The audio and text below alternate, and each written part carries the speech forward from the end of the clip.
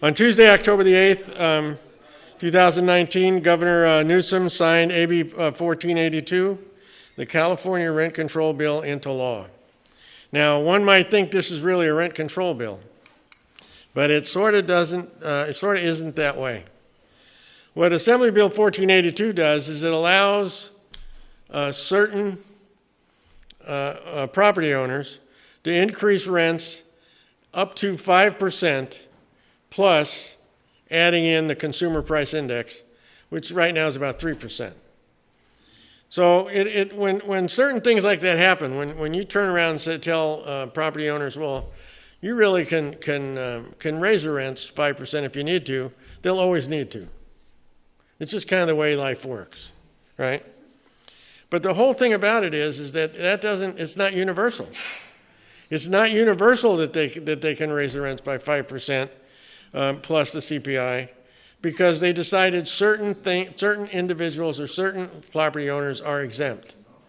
This is beginning to sound a little bit like our discussion that we had, and when we go through the year in review, you'll see one of the things we talked about was the development agreements that the city had with the senior housing buildings.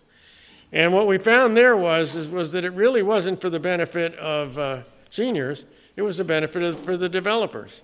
And in this case, it looks like, who is exempt from the California rent control law? Anybody that's built something that is newer than 15 years old. So if you have buildings that are newer than 15 years, you can rent it, you can raise it any amount you want, as long as you can get the people to pay it. But if your building is 15 years or older, you have a limit as to what you can do. It also doesn't apply to single-family dwellings. So if you're renting your single-family dwelling, it doesn't apply to you unless there's a whole group of single-family dwellings that are owned by a corporation, okay? And owner-occupied housing, and I know this is going to affect a particular senior that comes to the Senior Advisory Committee, including duplexes, are also exempt, providing you don't rent out more than 2 rooms. And that includes ADUs, the accessory development units that we talked about, where someone puts another building in the back of their property, right? So if you got one of those in a room and you got 2 of them, well, then you're exempt. But as soon as you rent out the 3rd room or the 2nd room in the ADU and you got 3, then all of a sudden you are stuck with this. And this doesn't apply here in Santa Clarita. Well, maybe it does, where the new law does not override existing rent control laws at the local level. So I'm not sure what our city attorney is going to say when he talks about this law in conjunction with the manufactured home rent stabilization law. You know, we don't know what that's going to happen. So when does this law take place? It takes place on January the 1st, 2020. And it sunsets 10 years later. So unless something changes, and I'm sure it will, it would be effective until January the 1st, 2030. But even though they signed it today, March 15, 2019 is the cutoff date for establishing the baseline rental price. So when I heard that several of the senior buildings were raising rents in different times of the year, they probably, a lot of the landowners knew, or the property owners or landlords knew that was going to be the baseline, so they were establishing that baseline at that time. So that's going to be the base on which you can raise the rents. And so it's going to be March 15th to March 14th of the next year. It's not in a calendar year. If the landlord increased I love this part. Well, I don't love it. I thought it's ironic. If the landlord has increased the rent between March 15th, 2009 and January 1st, 2020, and he increases it, or she increases it greater than 5% plus the inflation cap, the rental price on the property reverts back to the price on March 15th of 2019 plus the maximum permissible increases. But the landlords are not required to refund your overpayment. So that to me says, okay, so someone raises it more than they're supposed to, and nothing's going to happen until the residents push it, and then when they push it, the landlords have probably said, you got to pay this or we're going to evict you. And then when the baseline moves back, they don't have to give you the money back. Oh, that's great. That's unbelievable. So if the rent increase was less than the inflation cap, landlords are permitted to raise the rents twice within the 12-month period from March 15th to March 15th, 2020. So if they, in other words, they can have two iterations, and that's what some of the people are starting to see now. Okay, and so and then it says, under no circumstances should the total amount of two increases exceed 5% plus the inflation cap. And I'm wondering if they're going to take the same type of definitions that the city took on the manufactured home issue, and that if you didn't raise it 5% this year, but then you can go back and retroactively claim that money later. So I'm not sure how that's going to work. This is a state law, so it may be that you lose the ability to raise it after the year goes by, or not. So landlords cannot. So how does this affect landlords? Landlords can no longer raise the rent as much as they want. That is, if they have a building that's 15 years or older. If it's newer than 15 years, they can raise it whatever they want, as long as they can get someone to pay for it. And it says even if their expenses are higher than their rental income, they must adhere to the law and they can't raise it more than that. Well, what do you think would happen if something happened to the building where, and it's an older building, where someone needed to make repairs and recoup the money that they put in the repairs, but they can't by law? I know what's going to happen. They're not going to make the repair. Right? So, and we saw this kind of thing occur. I think it was, where was it? Huntington Beach that had rent control for so long? I remember going down to the beach and talking to some friends of mine, and they were in a rent control building, and the rents were very low compared to the rest of the area. And in their rent control thing, you couldn't raise the rents once it had been established. So if you got a new tenant, they could raise the rents, but they couldn't for the older tenants. And what the building property owners did was they just stopped maintaining the building. All right, well, there you go. So it's supposed to think that rent control creates a much longer-term relationship between the landlord and the tenant. I'm going to show you later how that's absolutely not true from a financial standpoint, but it is because it makes it harder for landlords to evict people. And that's a good thing, because we have, as far as seniors are concerned, and the senior buildings, there was a point in time when if you said, how come you're not complying with this part of my lease agreement, or how come you've taken away this particular thing from us that we were be able to use, they just evicted you. There you go. Well, go somewhere else, because they got a long list of people ready to come in. But now they can't do that. And any renovations that they make, which would force their tenants to move, are no longer acceptable unless the landlord pays a relocation assistance. And here's another question that I have about this, because it says you can raise it up to 5% plus CPI, but then there's some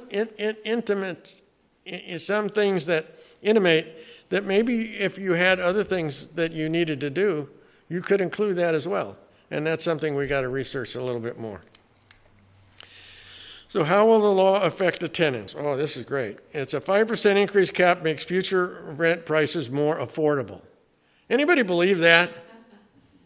I'm going to show you just how unaffordable it's going to be. Renters also have more long-term stability, knowing they cannot be evicted unless they violate their lease. Well, if you don't have enough money to pay the rent, well, it's not going to make much difference, right? Previously, landlords had the flexibility to determine when and how much they could raise the rent. Some landlords chose not to raise the annual rent increases because they could make up for it by a larger increase later. And I don't see that that's much different right now. And now the rent increases have a cap, providing you're in a building that's 15 years or older, or you're renting a single-family dwelling or a duplex from a corporation. The rest of it, it doesn't make any difference. So they say, what will rent control alleviate the housing crisis in California? They think this is going to alleviate the housing crisis. Because the challenges facing the renters are the rental price. You know, it's like that one commercial where they said, you know, it's the 3 Ps, the rental price, the rental price, and the rental price. Right? And then, of course, there's availability, because that is a problem in a lot of places. So we have economists jump in for the discussions about this, and this was all taken out of a big article about Governor Newsom signing that law. And the problem, they believe, the problem can be alleviated. And I just had a discussion with someone else today, and they said, well, the whole reason why rents are high is because of supply and demand. If the supply was a lot higher, then rents would go down, because there'd be competition. Well, that's true, providing that you don't have to build them. Because I don't know any developer that's going to build a building to lose money on it. Okay? And I pointed out to them that what's driving prices up today are the new buildings that are being built. And I'll give you an exact example. So they built the trestles. You know, that's very close to my house, right? My house is by White's and Soledad. The trestles is just down Soledad a little ways. So you could, at the time they first built them, they were selling them for $450,000. So you could go down there and you could buy one of these places on a real little postage stamp lot with a 10-foot front yard. Some of the houses didn't even have a front yard for $450,000. Or you could walk around to the older neighborhoods and you could say, oh, I could buy an older home, which is the same size or bigger, on a bigger lot for less money. So guess what happened to the older neighborhood prices? They went up, right? So when the trestles were built, maybe the homes in my area were selling for like $350,000. Now they're selling for close to $500,000. And that nothing changed in the home. It's just that now when you build a new home and the new home is $600,000, well, then when you go to the older neighborhoods, guess what? Prices go up. Okay? And that's so I'm not sure the supply and demand argument is only really true if for some reason half of the people in Santa Clarita decided to leave California and we had a whole bunch of empty buildings. But as long as that's not true, as long as you're counting on new construction, well, I would say one of the biggest concerns is how much it costs to put a shovel in the ground. So if you're going to build a single-family dwelling today in Santa Clarita, you get to start out by slamming down $100,000 in permits and connection fees and all this other stuff. And so right away, you know, then you add the building cost, okay, and then you add the guy's profit on. And because the demand right now is great, they're going to be able to sell it and make a profit. And so I don't see that at all. So at some point, rent control becomes a limiting factor because it allows an automatic increase to occur all the time, and it causes existing home prices to increase. Some people believe rent control discourages new housing construction, since some developers are less likely to make a profit with increased regulations. Well, that's always true. You add more regulations, add more things that people have to do, it either drives the price up, and if the price now goes out from the market ability to sell it, then the developers just aren't going to build it. And the new law attempts to address the problem of new construction by exempting the new homes. So is this really rent control? Crazy. I hit the wrong button.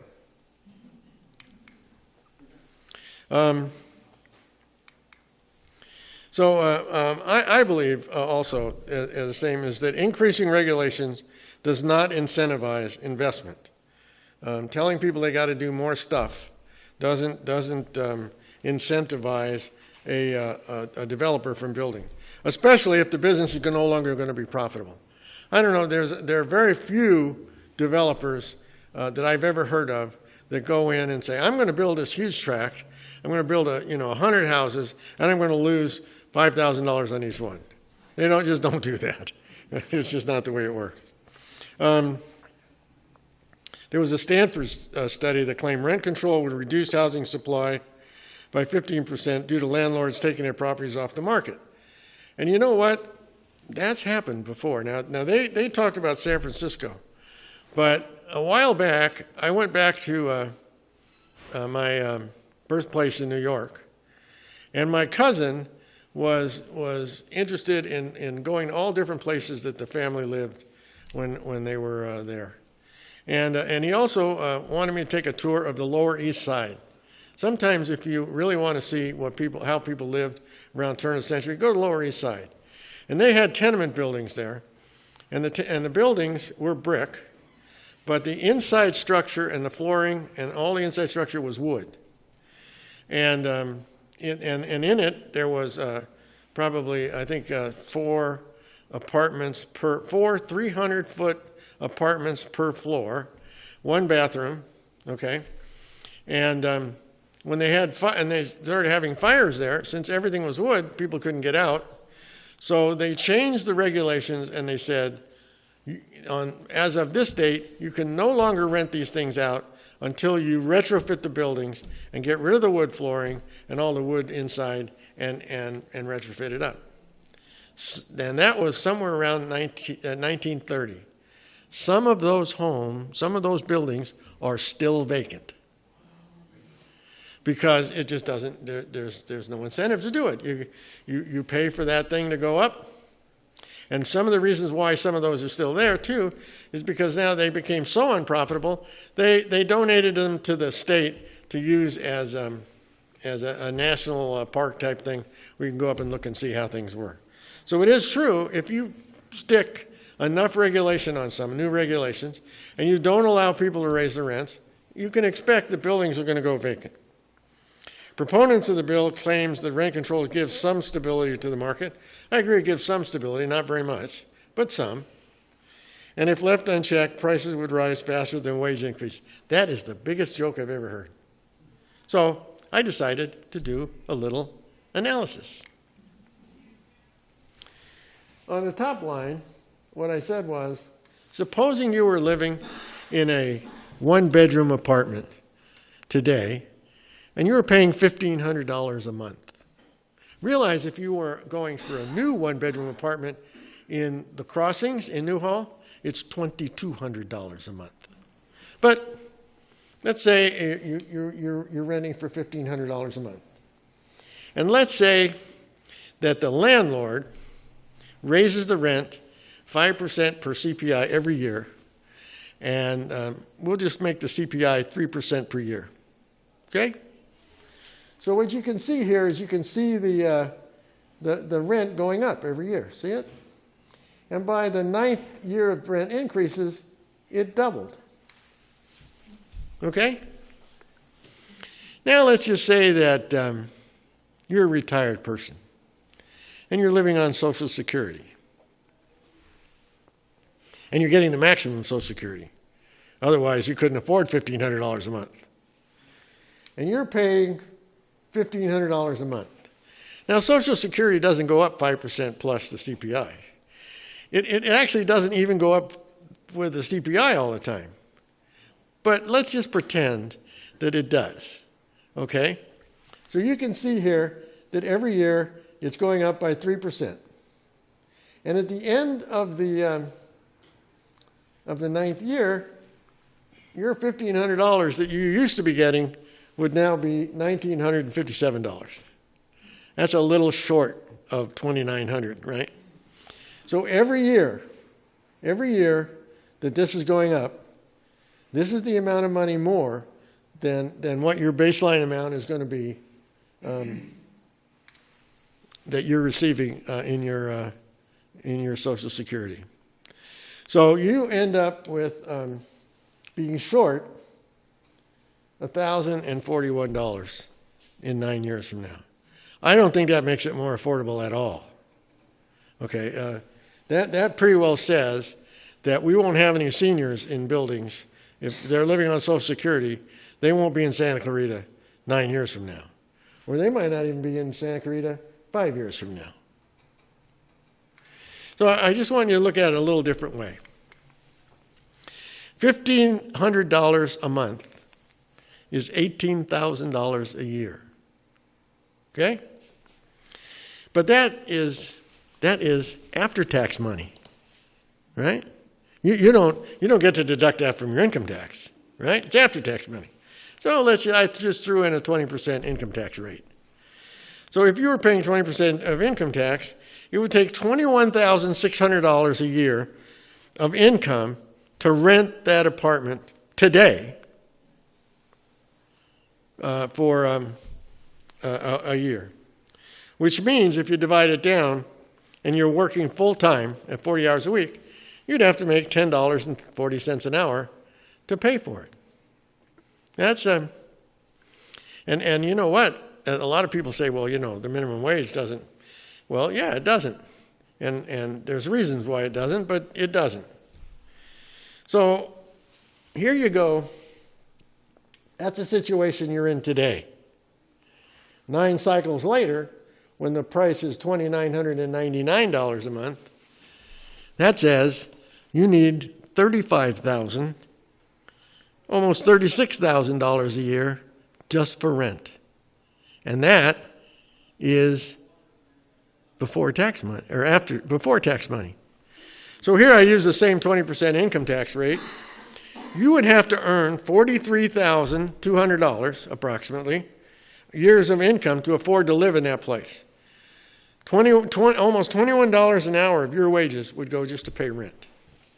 So I'm not a great believer that this rent control bill is going to give stability to the market to allow people to stay in their homes, particularly people on fixed incomes, particularly people that are living on Social Security, and some of us are lucky. I'm very fortunate because I own my home. So owning your home by the time that you retire is like making an additional at least 20. Well, you can't rent my house for $1,500 a month, not at today's market. So it's a bad situation. I think it's just going to complicate it and muddy the waters for people that own older buildings. It's I think what will happen is once you tell most landlords, it's just like in the manufactured home ordinance thing. There's guidelines of how much you can raise the rent. Well, you know what? They almost always come in at the guideline. So I would expect the same thing's going to happen here, and it's going to create a huge problem for our seniors in particular, and our people just entering the workforce. Any question? Any comments? Who authored that bill? Was it somebody in San Francisco? You know what? I don't know who authored it, but I can find out. I'll find out. I don't know. Yes, sir. Did you see in any of your reading who regulates these, or who do you appeal a problem to? Can you what? If the tenant wants to say, hey, you're doing wrong, do they have to take them to small claims court, or do they have to take them to San Francisco and Sacramento? Well, the way it talked about it, in the fact that the landlord's not liable for your overcharges, I would say that they're precluded that yes, you would have some way. There's going to have to be some way where the renters will have to appeal the charge, and then the state will come back in and lower the rent back down, but they're not going to require the landlords to return the overage.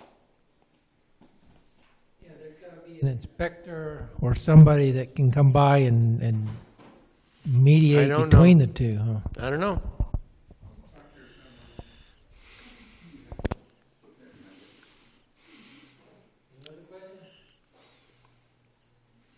Well, we'll just have to wait and see what happens, but I'm not optimistic.